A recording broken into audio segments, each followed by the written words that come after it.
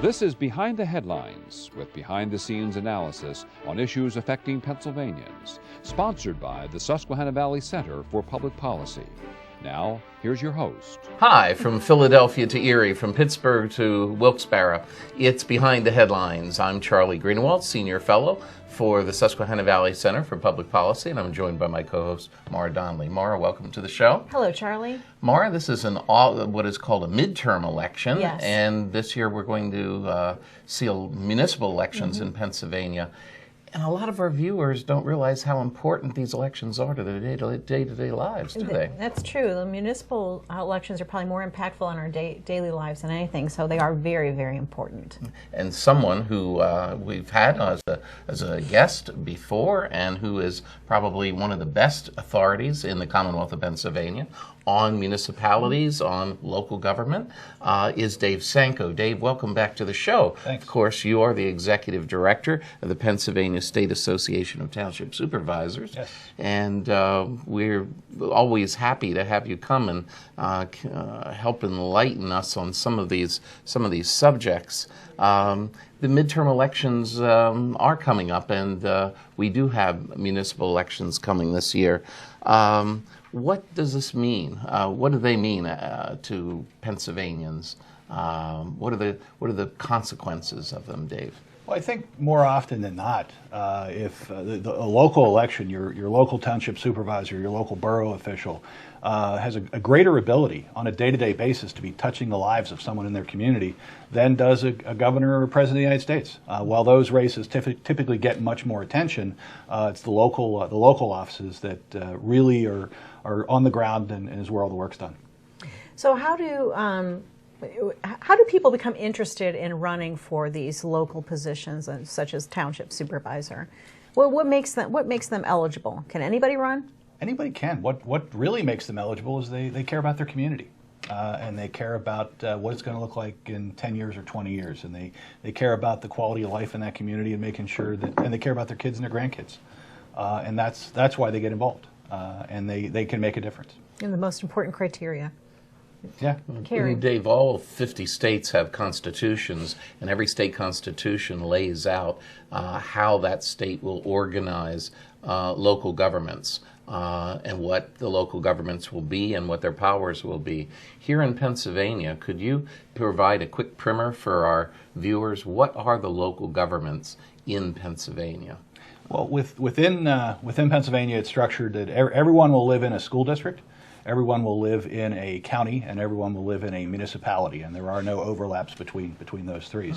The schools will largely provide for education, obviously. The counties will do a lot of the human services and delivery and public safety, 911 centers, jail, courts, stuff like that. And the municipalities, whether be they boroughs or towns or townships or cities, will provide really the local infrastructure, both really about public safety and health and welfare providing for the citizens of the community. So it can be the roads, it can be bridges, it can be trash collection, it can be water and sewer infrastructures, it can be parks, it can be recreation, land use planning, all those things that make up the fiber of a community. I think that's the best description of that breakdown of the services offered that I've ever heard so succinctly. So, I think people discover who is running their municipality when their roads aren't plowed, and that seems to be whenever there's a problem they don't pay attention, but they need to start paying attention now. But really, if I said to you I'm going to run for my township supervisor, what kind of advice would you give me? And then be giving everybody thinking about the possibility of doing that? I think, meet your neighbors, have the support of your family, but meet your neighbors and talk about the things that are important in your community. If there's a stop sign that needs erected for a safety issue, it's something that comes to the local township supervisors. If there's a question about dogs or cats being out of control, there can be local ordinances for that. It really comes down to gauging what your community's needs are, and I say needs, not wants. because at the end of the day, everybody wants everything, but it's what you can afford. And I think that's one of the reasons local government is so effective, is that it often focuses on the true needs of a community and what a community needs to have done, and only what they can afford to have done. In Pennsylvania, of course, we have 67 counties, and every county then is broken down into either cities or boroughs or townships. And you, of course, represent the townships, and the townships make up the vast majority of the landmass in Pennsylvania, don't they? The townships are 95% of the Commonwealth's landmass. Wow. That's 95? 95. Wow. That's a lot. That's a great statistic. So your members are responsible for 95% of the state. How exactly do these local governments operate, Dave? Well, townships specifically will have a board of supervisors that will either be 3 or 5 members. There are also first-class townships and home rule communities that can have a local charter that would govern them. Boroughs will have a mayor and council. Cities will have a mayor and council. So it's largely local elected officials who will become And those are all governing elected body. positions. Those are all elected positions and local governing bodies. So township supervisors, a township could have 3 or could have 5 supervisors, Right. and there's no provision in there, as there is, for example, with county commissioners, for minority party representation? No, there's not. It can be 3 or 5 unless they're home rule, in which case it can go up to 9. But it is based purely on the election results and who the voters want in office, without any external determining arbiters. Are townships struggling finding people to run for these positions? You know, it's interesting. I mean, I think people run. There's a perception that look, everybody's busy. It's hard to find folks to serve in church groups or volunteer fire departments or local government. But I would argue that, and I think we're seeing less vacancies because people do care about their communities. I mean, there's a survey done every year, and they ask folks which level of government they find most effective and efficient. Is it the federal government, the state government, or local government? And consistently, and most recently this year, local government gets 66% of the voters saying they're most effective. Now, there are 25% who believe that Harrisburg is the most effective level of government, and there are 10% who believe that Washington is the most effective level of government. I've never met any of those folks. I'm not sure who they are. I wonder who they are. Yeah. But local government by far is the most effective, and I think people do step up and are running and do care about their communities. We don't necessarily see as much turnover, and oftentimes in elections, when people are happy with the outcome and the way things are going, they're comfortable with those in office and don't get all riled up. I mean, which I think when you're 66% of the people are saying local government works, maybe why you don't see folks running. You get to the further away you get from a community, going to Harrisburg or going to Washington, and people begin to be concerned more about the dysfunction. They want to do something about it. They get agitated about it, and there's a lot more attention focused on those levels as opposed to the levels that get things done. Good government organizations will frequently tell us the importance of getting out the vote, getting people to participate. What is the importance of having more people participate, Dave? What does it mean? I think it's critical, but I think I would, and it's not to disagree with good government folks, but I think equally important to having people voting is that you have knowledgeable people voting. Who pay attention and look and understand the issues and understand what the impacts are. And, I mean, perhaps one of the worst things we could have is 100% voter participation, but only 50% of the people care. And you have 50% of the people just out there, making judgments that are largely uninformed. You provide a lot of support for township supervisors across the state. If I ran today and won, if I started running today, it would be a short election, but if I won, what kind of support do you provide all your township supervisors, but brand new ones?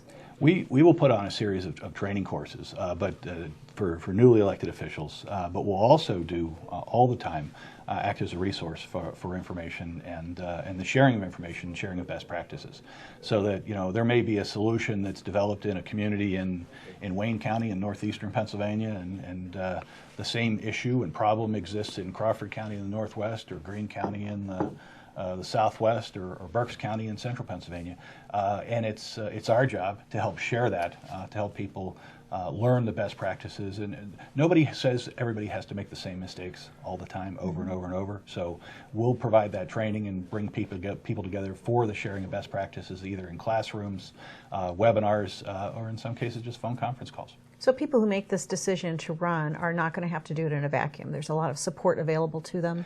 We try and provide all the tools in the toolbox to help them do their job better. We don't tell everybody the answers.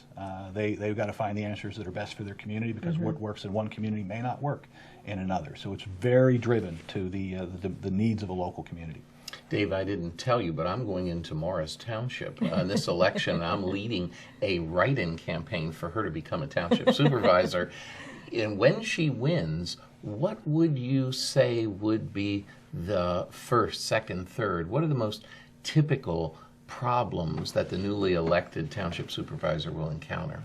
I think finding the scope of services that you're going to want to deliver for your community, but probably more than that, coming to grips with the large number of unfunded mandates from both Washington and Harrisburg of things that they tell you have to do, but you don't have any funding to do.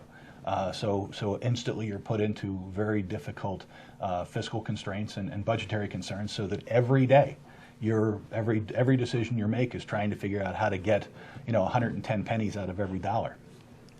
Wow, that doesn't sound so easy though.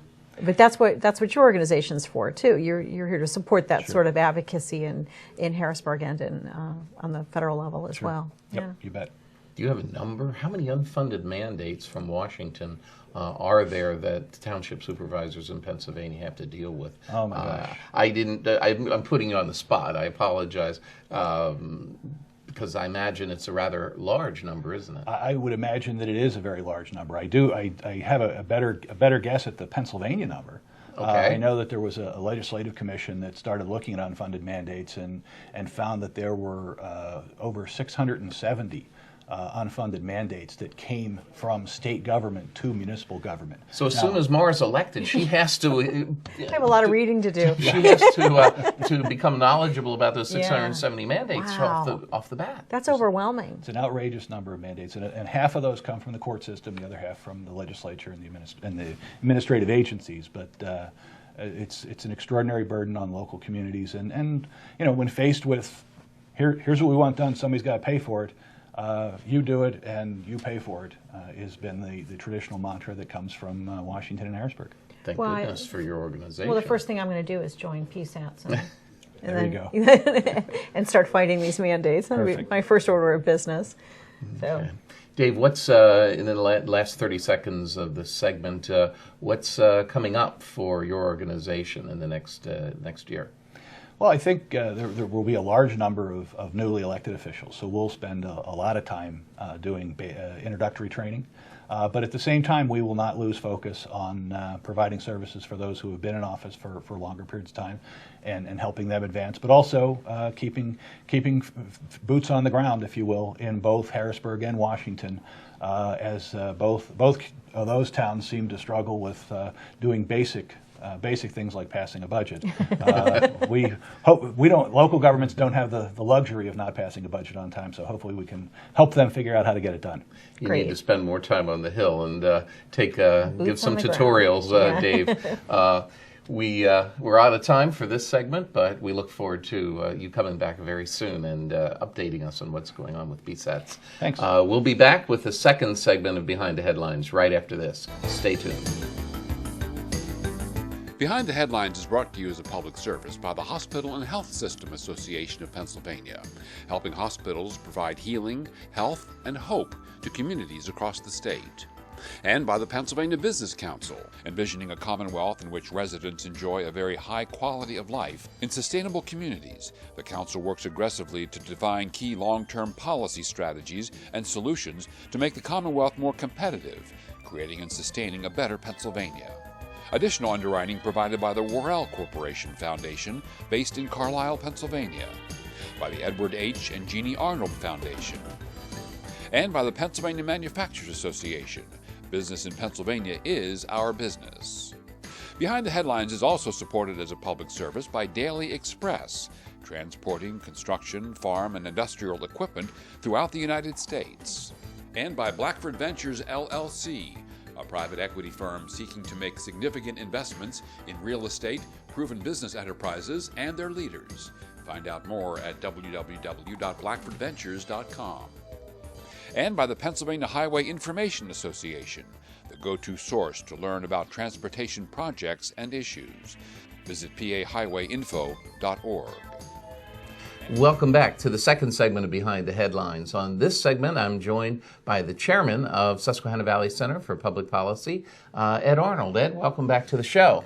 Good to be here, Charlie. Well, we're going to do another Arnold report today, and there's no shortage of material to cover as the economy struggles locally in many communities in Pennsylvania. It struggles statewide. It struggles across the nation. And the world economy is nothing to brag about either. So you can bring a lot of useful insights to our viewers about what's going on. We have a couple questions that some of the viewers have sent to us for you to tackle. If you're ready?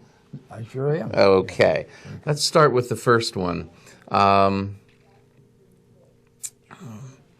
With all the upheaval being caused in the world, this viewer writes, I want to make sure that the money I've invested does not end up being invested in China or Russia. How do I make sure that my money will not go there? Basically, China is so dominant in world affairs that if you are involved in an international company investing in it, you will probably be investing in China, because almost all international companies have a substantial presence in that country. So therefore, if you do not want to invest in China, do not invest in international, invest only in domestically operated companies. How does one determine if a company is just domestic? If you were to look at most companies' general description, they will tell you where they operate, and therefore you would see it very easily. Okay, all right. Another individual is concerned about the status of the dollar as the international reserve currency. He says, what is the latest update on the effort that is being made, or so some people say is being made, by China or by Russia to replace the American dollar as the international reserve currency? I think that is the big word, is replace. Because for us to not be the currency, somebody else has to become the currency. Mm-hmm. There's always been, actually, we're the 6th world currency in the history of modern civilization. And so therefore, there generally is a passing of the buck where one economy drops and another one rises up and their currency becomes the world currency. Well, how long has the American dollar been the international reserve currency? Well, generally you could say probably after World War I, because England was, the pound was the world currency before. England was weakened so much because of their tremendous losses and the cost in World War I that and we were rising up as a major manufacturing and just generally a progressively growing company. So we took their place. There's not exactly, I don't know there's an exact date, I don't know that there is, but it was in that time frame. There was a transition. Yes. And then before the pound sterling, what were some of the other reserve currencies? France was for a period of time. Before that, you had the Netherlands was the count, then was Spain, and back to Portugal as the original. These were all countries that at the time they were dominant in the world commerce, and therefore their currencies became, and generally speaking, they lasted about 100 years, average. Some were as low as 75 and some as high as 120. And as the international currency, the American dollar then is also used to price oil. That is the whole thing. Our currency, if you want to trade in the world, especially oil, which is the #1 commodity, but on most other things, you will generally have to get dollars and pay the person in dollars. They don't want your currency. Now, there's more and more trade deals being done that China's doing that they're doing with the other people's currencies. However, China's currency is not transparent, does not float, and therefore the value of it is more, let's say, more challenged. We're not really sure what it is. So until China is willing to open up their economic system, that their currency becomes totally transparent, it would be very hard for them to replace the dollar. But they are slowly chipping away. The dollar is not as dominant as it was, but I don't think it's going to be a giant movement in the foreseeable future. Well, I know about 2 years ago, Mr. Putin picked up the phone and called the Chinese leadership and suggested that the Chinese and the Russians collaborate and knock the dollar off as replace the dollar as the international currency. I don't know if they ever agreed on what. They didn't come up with an agreement at that point. But you travel internationally virtually all the time. Just in the last few months, you have been in China, you have been in Japan, you have been in Paris, you've been to Stockholm. What do you hear in your travels around the globe and to New York and Washington about efforts that are being made to knock the dollar? Well, actually, I can't say that you're talking about. I'm looking at let's say the simple world. I happen to have been down the Danube, which is like half a dozen countries. And overall, those countries, they did not want the dollar. They wanted the euro. They were all countries that had their own currency, but it was your exchange rate and your comfort of dealing in the average shop. More and more, they said, we'll accept euros. We don't want dollars. Did they say why? Well, basically, they're more comfortable. They're close to Europe, and that's just the way it is. I mean, there was no really, that's what we'll accept. And so basically there is a movement, but again, Europe is having their troubles, the euro is having its challenges, so again, it's a total sum game in that if we're going to be replaced, something has to replace us. And it was going to be the euro. Well, now the European community is having a big challenge. China, as I say, is not transparent, so there's no heir apparent to take over. Okay. When the pound fell, we were getting strong. There was a logical, transparent currency to take its place. Okay. Well, third question for you for today, for the Arnold Report. This individual writes that I've invested in oil and energy stocks with oil prices decreasing. Should I change my investment portfolio away from oil? What are some good ideas for me to pursue? Well, first of all, as a simple answer, no, I don't think this is the time. Your investments, probably in energy, have suffered substantially. I think we have a pendulum, and it always goes too far. Oil is not going, or energy, carbon energy, is not going out of style. That there is, again, there's nothing to replace it. Yes, alternative energy is growing, but it's growing from an extremely low base. Conservatively, 80% of the world's energy, which there would be transportation, power, whatever, is coming from carbon. Mm-hmm. So therefore, for the other 20% to grow, and like in America, we're talking about alternative energy, but the biggest alternative energy right now in America is hydro. And we're getting rid of dams. We're not growing our hydro, we're shrinking it. So not only must the wind and the solar, et cetera, replace hydro, as well as, again, we're not building atomic power plants. So we're really, the number one thing today that is an abundant and reasonably clean fuel is obviously natural gas, which we have plenty of. And in the world, it's the same thing, that there is not this ability to, what will take its place? We're getting back to this, some just like in the currencies. Mm-hmm. You must have something taking its place, and alternative energies are, first of all, very expensive. There are some places in the world where they're competitive, but very few. And so do we really want to pay this great premium? And contrary, in my opinion, I've read several books on it by very well authors, the sun is producing less energy today. we are not having global warming, we're moving into global cooling. But of course, that's not politically correct. No, it's not, Ed. We find that Saudi Arabia has opened its faucets wide for a number of reasons. And this is hurting Russia, for example, with the decrease in oil prices. But it, of course, was also intended perhaps aimed at the fracking enterprises here in the United States, which have generated so much additional oil, and the Saudis hope to shut them down. Should this investor, for example, not move out of? How should they deal with fracking? Well, first of all, Saudi Arabia had a strategy. At this point, they've got their point across, but at the same time, they're suffering. They had an $80 billion GDP drain because their number one source of all revenue for their government is their oil. They had $750 billion fund, but they've taken $80 billion out. They're in a non-sustainable mood. They need oil to go up in price. Their policy of continuing to keep the price of oil low, I think, is going to end, which will be very positive then for an investment in energy. Oh, that's a very good insight. Okay. The last question we have here today is from another viewer that was wondering, as we hear more and more and more about the presidential race, could you pick out the presidential candidate that may have the best platform on economics and may be able to spur economic recovery the best? I would think, very frankly, it's Trump. He understands business.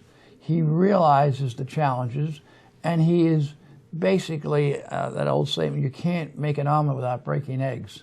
He's willing to break eggs. Oh.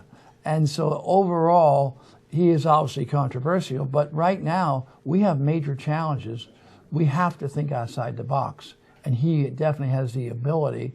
He has overcome many obstacles. He has learned failure. He's learned from his failures. He hasn't always succeeded, but he also knows that it can be very painful for change, but change is necessary. How would you respond to people that would say, what about Carly Farina and her business experience in our last 45 seconds? I feel her experiences are, she is not a builder of things in many ways. She has, let's say, been not as to get the world to work together. Trump somehow does get a deal. He gets things done. Mm-hmm. Okay. All right. So we have to keep our eyes peeled on these different platforms that the different candidates come out with. And we encourage all of you, if you have questions about finance or economics, please send them in to us. And we will pose them to Mr. Arnold on the next Arnold's report. So, Ed, we want to thank you for being with us again today. Take care. Very good. And we'll see you on the next episode or two. Stay tuned with us next week for a new edition of Behind the Headlines. We'll see you then.